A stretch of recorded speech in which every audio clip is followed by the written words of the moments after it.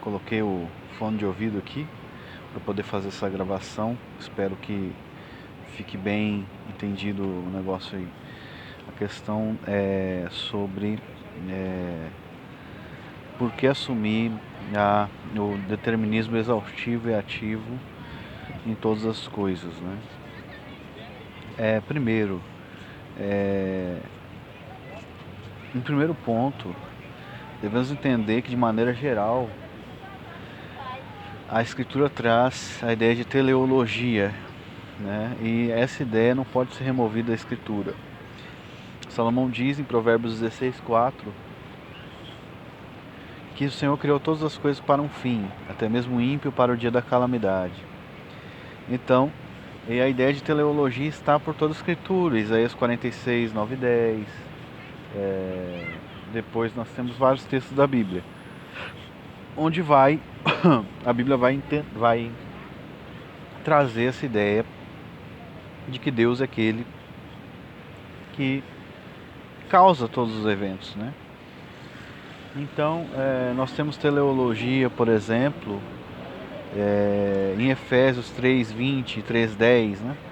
Que Deus queria mostrar a sua glória, a sua multiforme graça e glória para os principados e potestades, né? Deus queria fazer conhecido sua glória, né? Sua sabedoria, né? Sua sabedoria. Então, é a ideia de teleologia. Todas as coisas existem para um propósito. Até o ímpio foi feito para o dia da calamidade. Então, disso nós não podemos escapar na Bíblia, né? Quando José, por exemplo, diz em Gênesis 50:20 que ele foi mandado para o Egito, ele diz que não foi, eles intentaram mal, mas Deus intentou em bem para conservar muita gente com vida, né? Então José tinha o propósito teleológico de Deus, conservar muita gente com vida. E as da onde sairia o Messias também. Em Gênesis 45:8 de novo trazida essa ideia. Então toda ideia de teleologia que aparece na Escritura, ela traz a ideia de determinismo por necessidade, porque as coisas elas não podem acontecer sem outros eventos, né, que levariam até aquele evento. É claro, a não ser que Deus criasse o evento no momento, né, separado do tempo do outro momento, né? E não é isso que o criacionismo contínuo defende. A criação ela é continuamente criada por Deus, mas os eventos eles têm uma conexão, porque eles têm uma conexão lógica na mente de Deus. O que mais nós podemos falar sobre isso? Vamos lá. Sobre a teleologia, né? Um exemplo também claro, Deus ele nos conheceu de antemão e ele nos planejou, né? Deus fala para Jeremias: antes de que te formasse no ventre da tua mãe eu te conheci, e antes que saísse da madre eu te santifiquei e te consagrei como profeta às nações, né? Então, quando ele fala isso para Jeremias, ele está dizendo que ele já conhecia Jeremias antes de Jeremias nascer. Isso implica que Deus conhecia também quem seria a mãe e pai de Jeremias. Obviamente, todos os traços físicos de Jeremias foram marcados, né, pela mão divina. Deus, com sua mão soberana, trabalhou em Jeremias e fez ele ser o que ele era. Então, nessa pegada, você percebe que e todas as pessoas que existem, né, elas são planejadas por Deus em sua estrutura física, psicológica, etc. Então, se uma pessoa, por exemplo, uma criança nasce, por exemplo, né, como resultado de uma fatalidade, né, então você percebe que, segundo a Escritura Sagrada, essa fatalidade ela é determinada por Deus por necessidade. Então, por exemplo, a pessoa foi lá e foi ao hospital e houve um erro médico e em vez de fazer um exame, engravidou a mulher por aquela inseminação artificial, né? E isso é determinado por Deus, porque uma criança não pode nascer, né? Nem as características físicas dela podem nascer. Isso não escandaliza ninguém, mas quando nós dizemos que Deus determina também um filho de um estupro, então a pessoa fica escandalizada. Por quê? Porque Deus tem que determinar que essa criança nasceria. Então Deus estabelece o fim desde o princípio, né? Então o plano de Deus ele é feito de maneira teleológica, pelo menos assim que a Bíblia nos mostra, né? Deus tem um plano para as coisas que acontecem antes, né? Não como Deus estivesse organizando as coisas para ver se vai dar certo. Ele tem um plano e um projeto, e esse projeto dará certo, né? Então aí você percebe, né, nessa questão dessa calamidade, né? Essa criança ela é planejada por Deus e por necessidade deve ser planejada por Deus também, que sejam seus pais, né? Em Romanos 8:28 é dito que todas as coisas contribuem para o bem daqueles que amam a Deus, né? E como que todas as coisas vão cooperar para o bem, isso também tem algo de teleologia.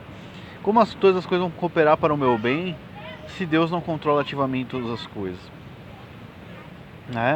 Deus tem o poder, Ele permite algumas e controla outras. Amém, Deus tem o poder e pode fazer o que Ele quiser, mas por necessidade lógica é necessário que o propósito teleológico seja alcançado. O objetivo pelo qual Deus estabeleceu, ele tem que ser alcançado, né? E os objetivos muitas vezes na Escritura, diversas vezes, se demonstram como algo minucioso, algo planejado de maneira minuciosa. Com isso, nós estamos falando dos decretos ocultos de Deus, né? Da vontade oculta de Deus, algo muito santo e muito sério, né?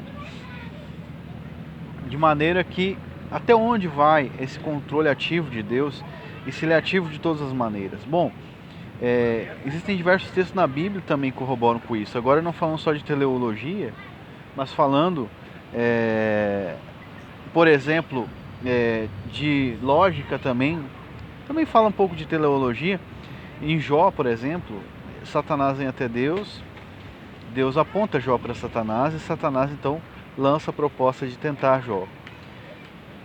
Deus que toca o nome de Jó primeiro, não Satanás. E Satanás quer fazer aquilo que ele foi feito para fazer, né? Porque ele foi, digamos assim, claro que originalmente ele poderia ser até um anjo caído, mas Deus, né, faz todas as coisas, nós vamos ver adiante. Ele quer fazer o que a natureza dele corrupta quer fazer, quer tentar. Deus não tenta ninguém, né? Nem pode ser tentado pelo mal. Então Deus, ele diz para Satanás que poderia tocar em tudo na vida de Jó. A Bíblia diz que até os filhos de Jó morrem. Só que a Bíblia mesmo, o próprio Jó ensina, Jesus, né, que nós não podemos aumentar um côvado ao curso da nossa vida. E Jó diz que nossos dias estão determinados. Isso é algo que nós temos como realidade. Todos nós cremos que nós temos um dia que nós vamos morrer. Deus estabeleceu esse dia. Embora em Provérbios diga, por que você morreria antes do tempo? E aí alguns dizem que não, você pode determinar quando você vai morrer ou não. A pessoa pode praticar um suicídio, etc. Agora nós devemos crer que Deus de fato, isso depende de fé, Ele determina também o dia das nossas vidas, como Jesus e como Jó fala. E que sim, você pode, de certa maneira, no ponto de vista humano, atravessar a rua e não olhar para o lado, ou andar como um descuidado e morrer antes do tempo, por seu próprio descuido, mas isso também é determinado por Deus. Ou seja, não existe um jogo filosófico aí, né? Existe uma linguagem proverbial, preceptiva, onde o escritor está falando com nós, né, que nós devemos cuidar da nossa vida, né, e não morrer antes do tempo. Então, nós devemos estabelecer, porque todos os dias da nossa vida foram escritos e determinados, cada um deles, antes mesmo de nós existirmos. Salmo 109:16. E Provérbios, Jó, né, fala, e Jesus também fala, que os dias estão determinados.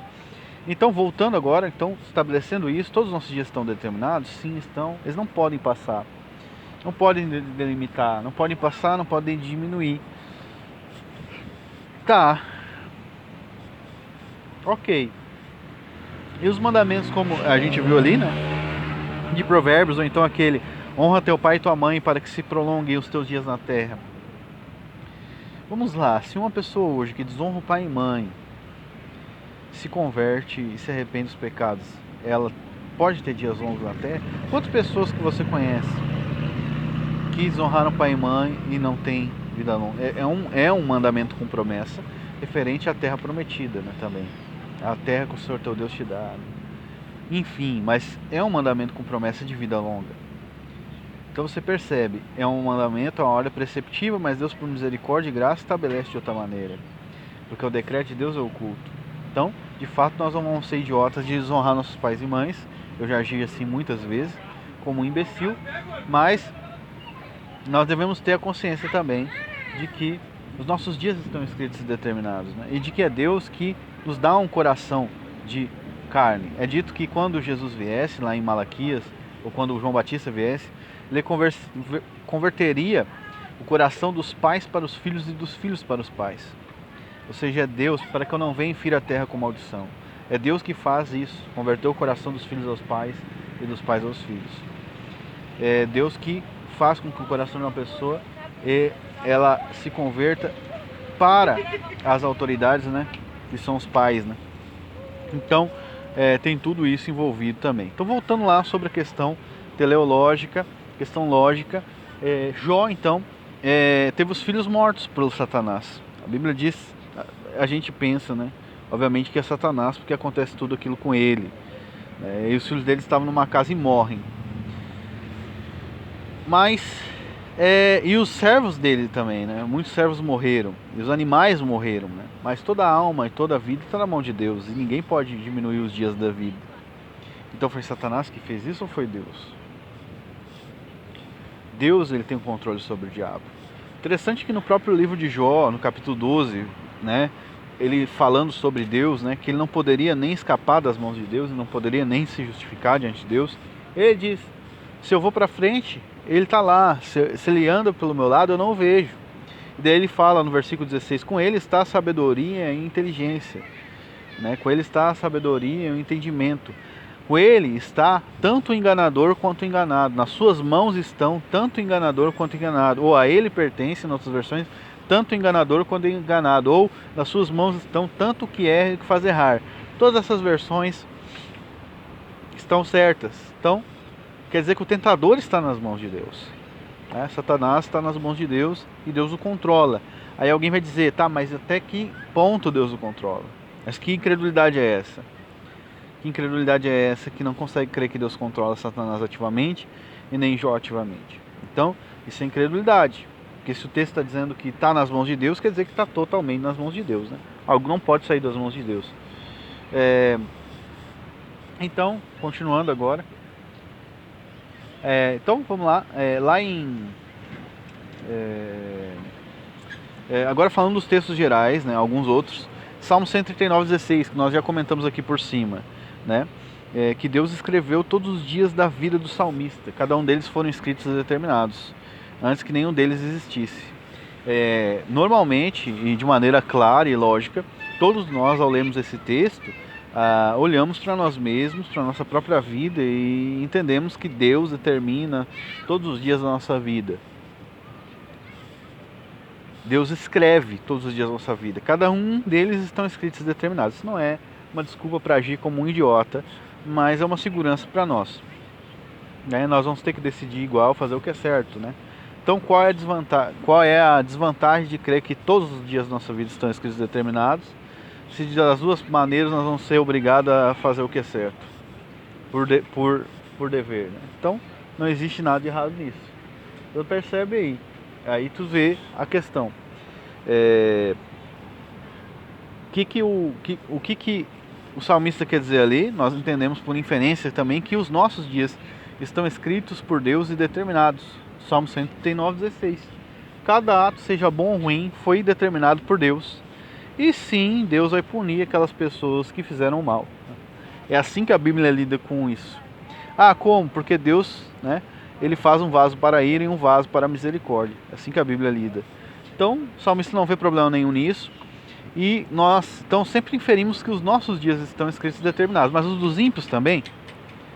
Também estão. Por que não inferir? Né? Por que não inferir? E lá, e também por que não Adão? E isso envolve a queda de Adão. Né? Ah, não pode inferir isso, é um salto lógico. Por quê? Se você infere que os seus próprios dias estão escritos e determinados, por que não do ímpio? Agora, indo mais além, por que não os dias de todos os anjos e de todos os seres do universo não estão escritos e determinados por Deus, por seu decreto soberano? Por que não? Por que só o do homem? Não, porque ali fala do homem e tal. Entende? Até onde vai sua fé para afirmar uma coisa? Essa é a questão principal. Ah, mas não pode inferir. Pode inferir por força lógica. Mas vamos lá, vamos só continuar aqui. Outros textos gerais. Efésios 1:11 diz assim: que Deus é predestinado segundo o conselho daquele que faz todas as coisas conforme o conselho da sua vontade, segundo a vontade daquele que faz todas as coisas. O texto diz todas as coisas. Alguns dizem, não, aqui são todas as coisas que Deus faz. Ok, mas quais coisas que Deus não faz? O que Deus não faz? Existe alguma coisa que acontece na face da terra que Deus não fez? E que coisa é essa que Ele não faz? Ele não faz o homem pecar. Aí nós temos diversos textos que demonstram que Deus faz. Pessoas endurecerem o coração, pessoas pecarem. Né? O que Paulo quer dizer com isso? Quer dizer todas as coisas. Mas não posso entender assim. É muita... Você tem fé para entender ou não? Esse é o ponto. Não é o ponto se você vai... É o ponto se você vai a fortiori no texto. Porque Paulo vai a fortiori. Eu vou te dar um exemplo. Lá no versículo 4 do mesmo capítulo, ele diz que assim como nos escolheu nele antes da fundação do mundo para sermos santos e irrepreensíveis diante dele em amor, nos predestinou para ele para a adoção de filhos segundo o beneplácito da sua vontade, para o louvor da glória da sua graça. Então, Paulo vai dissecando isso aí e vai demonstrando. Ele vai demonstrando, né, todas as bênçãos espirituais que nós recebemos pela eleição e a predestinação divina. E depois ele amplia a predestinação para todas as coisas. Predestinado segundo o conselho daquele que faz todas as coisas conforme o conselho da sua vontade. Então, Deus faz todas as coisas absolutamente? Ou são só todas as coisas que Deus faz? E quais coisas são essas? E como você vai determinar quais coisas Deus faz e quais não? Né? Não, é só a coisa boa. Não. Paulo está dizendo assim, olha, a nossa predestinação em Deus, essa bênção que nós recebemos, ela é uma predestinação tal que ela está de acordo com o propósito daquele que faz todas as coisas conforme o conselho da sua vontade. Ou seja, para mim, deixar claro para vocês que isso é tão seguro e tão certo, isso está de acordo com o conselho daquele que faz tudo conforme o conselho da sua vontade. E em Paulo não tinha incredulidade sobre isso. Os nossos teólogos, eles têm incredulidade sobre o que a Bíblia diz, mas a Bíblia ensina que Deus predestina as coisas. Depois, e todas as coisas absolutamente, não só algumas. É só o bem, eles falam, só o bem. Não. Bem, o mal, Deus controla tudo. Então, nem vou entrar agora em Efésios, nem vou entrar em Romanos 9 agora, por enquanto. Em Eclesiastes, Salomão ensina também, no versículo 5 do capítulo 11, que é dito assim: assim como você não sabe o caminho do vento, nem como se formam os ossos no ventre da mulher grávida, você não sabe as obras de Deus que faz todas as coisas. Vamos examinar o contexto, né?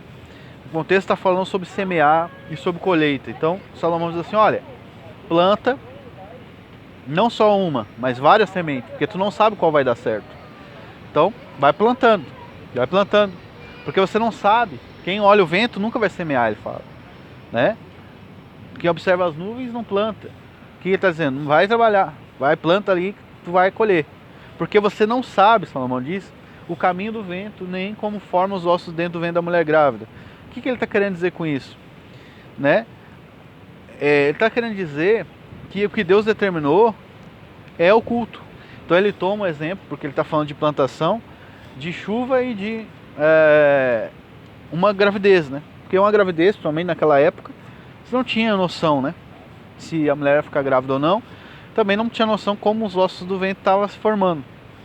Então você não sabe, não conhece. O decreto de Deus é oculto. Ou quem é que determinou que essa criança nasceria? Deus.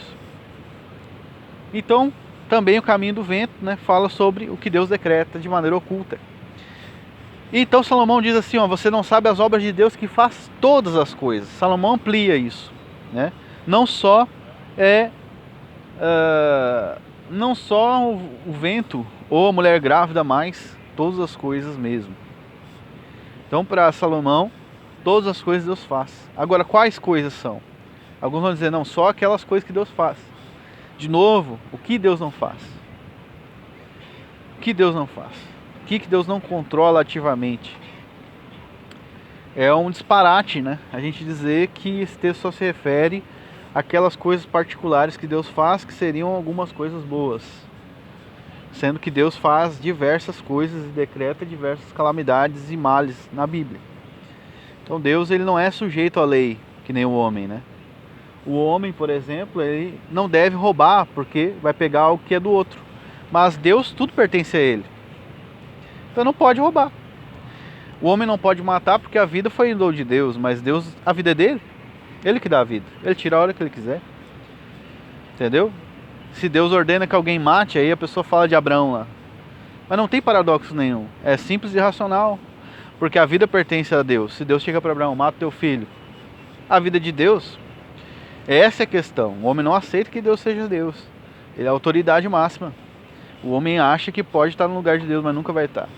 Então, essa doutrina da soberania exaustiva, tem outras coisas também para dizer sobre isso. Por exemplo, diversos textos gerais, né? A gente já citou Jó.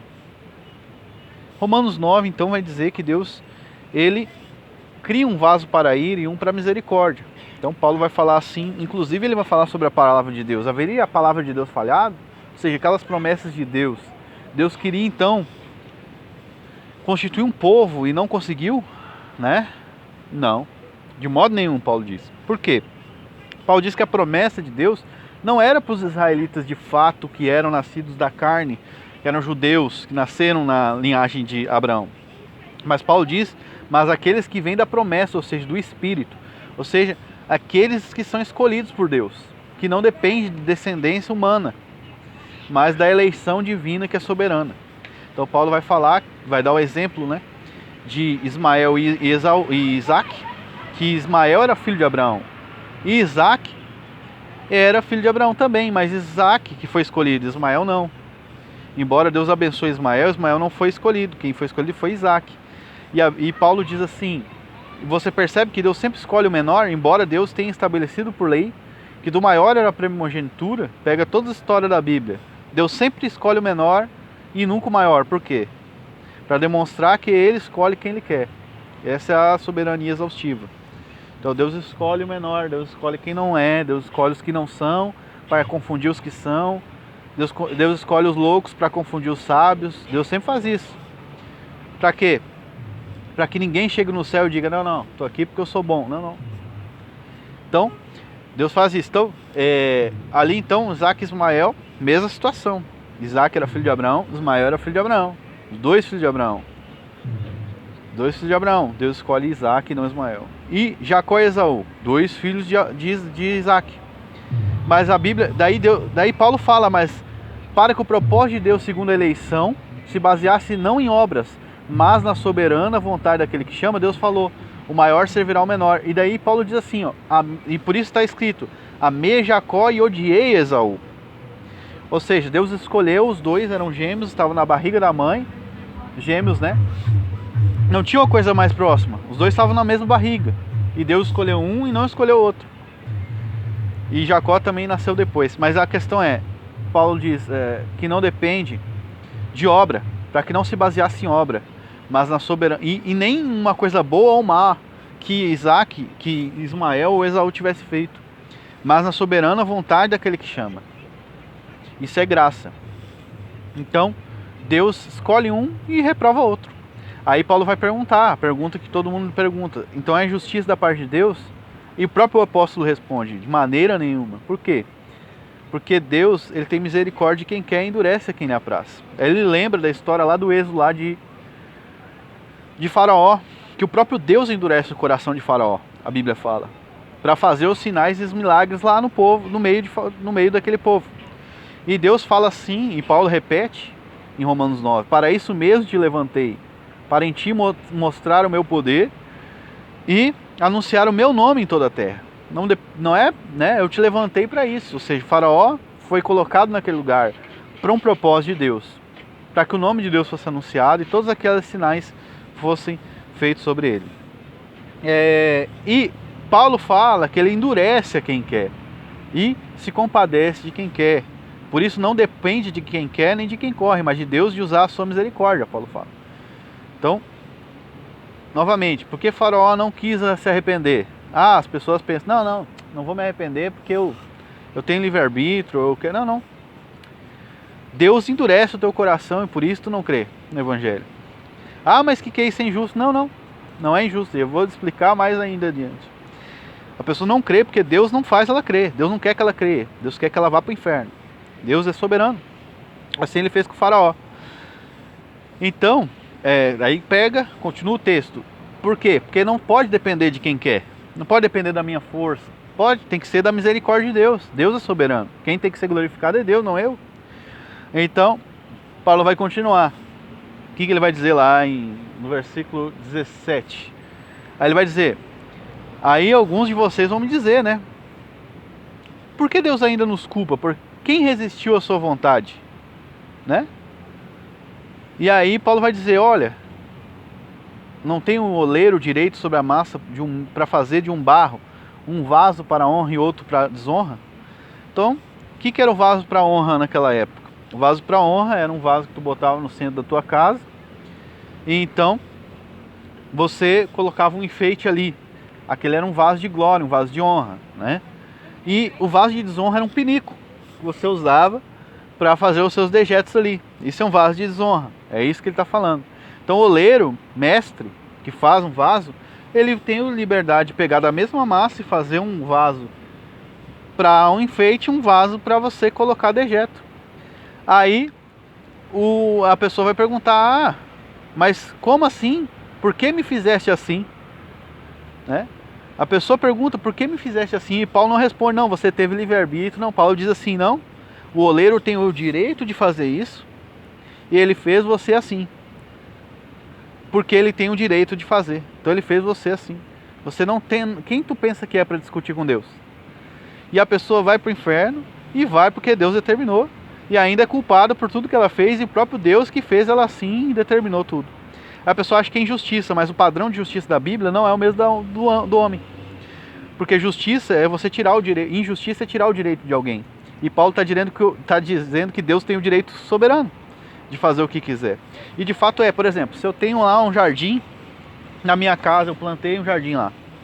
E o meu vizinho olha eu plantando aquele jardim e passa, né? O jardim cresce. E um dia eu decido, não, vou arrancar essas flores aqui. Começa a arrancar uma por uma. Aí o meu vizinho, cara, tá louco, tá arrancando as flores do jardim e tal. Eu digo, vai cuidar da tua vida, o jardim é meu. O que ele tem a ver com isso? É o mesmo princípio de autoridade, né? De direito, né? Então, injustiça é tirar o direito de alguém. Como Deus tem o direito sobre todo o ser humano, e sobre toda a criação, ele pode fazer o que bem na praça. Então esse é o padrão de Deus de justiça. E essa resposta é perfeita, né? As pessoas não gostam de dar essa resposta, porque é dura, é difícil, mas é essa a resposta. Eu acho injusto. O que tu acha não interessa, não é o dono do mundo. Todo mundo acha alguma coisa.